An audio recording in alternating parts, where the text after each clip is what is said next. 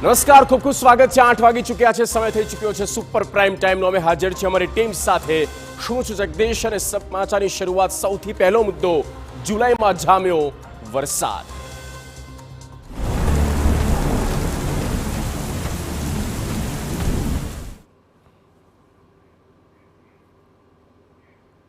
તો રાજ્યમાં વરસી રહી છે મેઘમહેર। મેઘરાજાએ રીતસર ધડબડાટી બોલાવતા 158 તાલુકામાં નોંધપાત્ર વરસાદ થયો છે।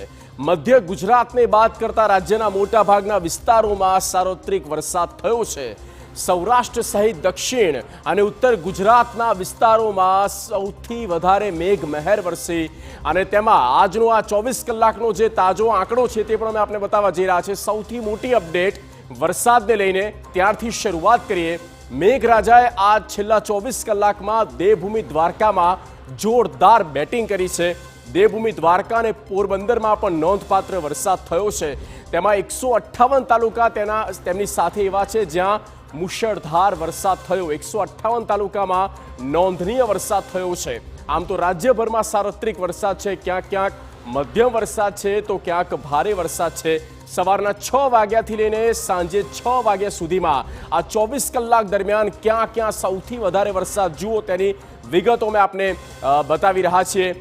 દ્વારકામાં 4.45 ઇંચ વરસાદ થયો છે। દ્વારકામાં આ છેલ્લા 12 કલાકમાં સવારે 6 થી સાંજના 6 વાગ્યા સુધીમાં એટલે કે આ 12 કલાકમાં 4.45 ઇંચ વરસાદ। ત્યારબાદ વલસાડના કપરાડા તાલુકામાં 4.13 ઇંચ વરસાદ થયો છે।